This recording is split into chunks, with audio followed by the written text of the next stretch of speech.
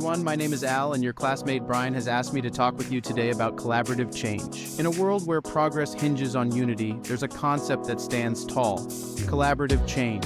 It's not just about one person's idea or effort. It's a collective force, where individuals come together, pooling their strengths and ideas to forge a better tomorrow. On this journey, we will explore what collaborative change truly means and how it can empower organizations, communities, and individuals to thrive. After that, we will be diving into the world of formalized idea comparison.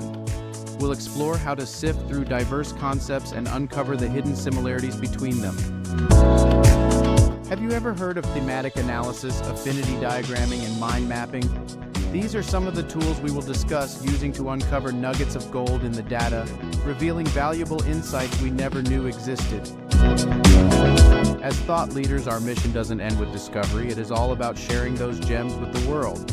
At the end of our conversation, we will unveil what Brian has unearthed. Brian and I hope you're all geared up for this adventure. We're about to set off on a journey of discovery, and we want you all to come along. Buckle up, because we're about to embark on something exciting.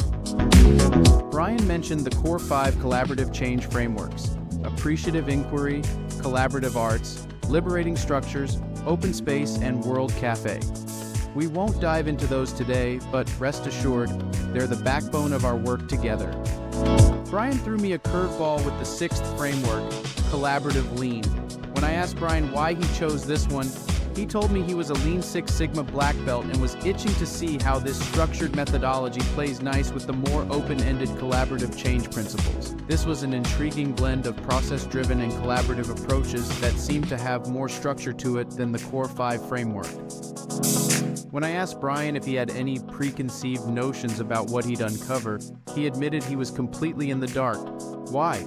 Well, he had zero frame of reference for these methodologies, feeling like he was navigating uncharted waters. Join us as we witness Brian's journey of discovery in unfamiliar territory. Brian confided in me that he hit a roadblock trying to figure out how to make the process click. But guess what? After exploring and speaking with some of his classmates, he had a breakthrough moment. Brian found his stride by reading articles directly in Zotero, highlighting the lines he found relevant as he went along. Brian's methodical approach didn't stop there. After sorting his points into themed lists in Obsidian, Brian meticulously analyzed each line to discern the primary theme it represented. Brian's journey continued as he transformed his list of first-order themes into an affinity diagram.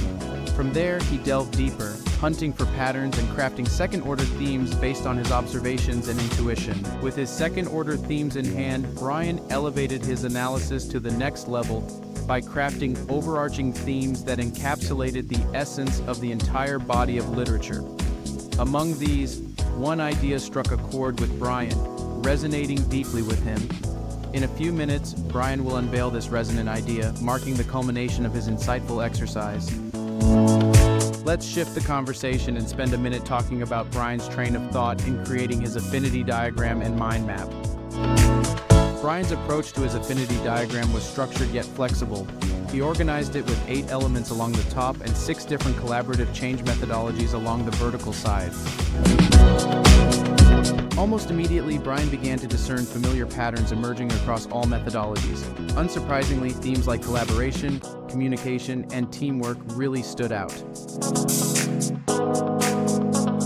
Brian told me that he didn't believe the affinity diagramming was as impactful as it may have been if the material wasn't already categorized.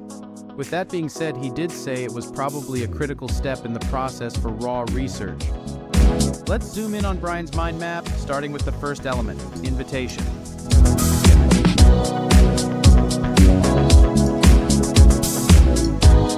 When approaching the invitation element, Brian contemplated what participants were being invited to do within each methodology.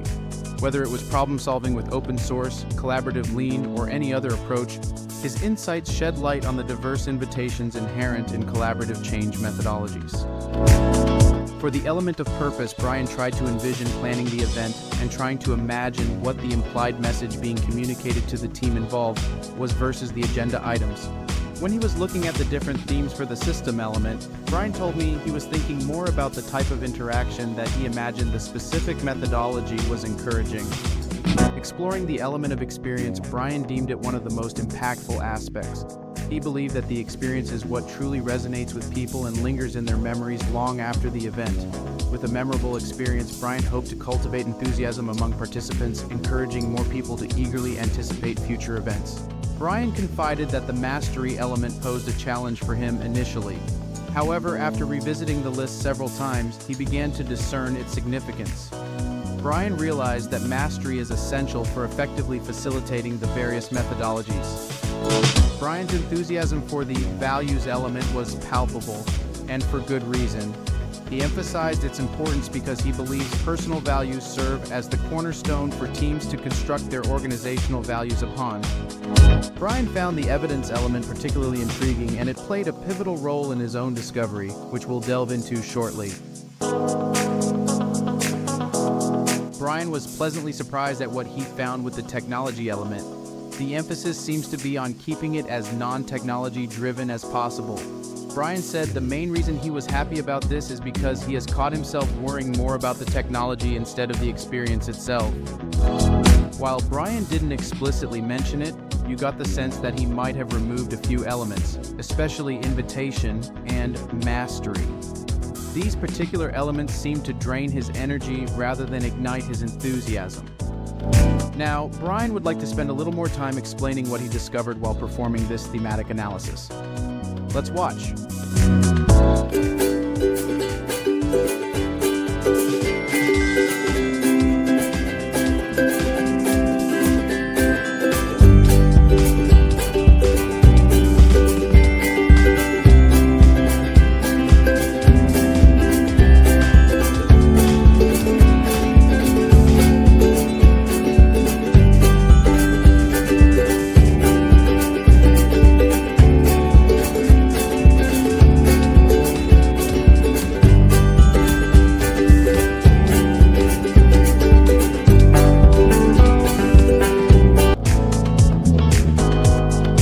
As evident from Brian's video, his revelation revolved around the power of conversation.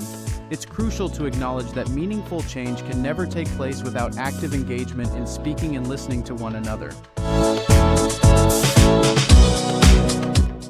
Well, everyone, that is all that Brian and I had to speak with you about. We are both appreciative of you all for spending a few minutes with us and hope that you enjoy the rest of your day. Take care.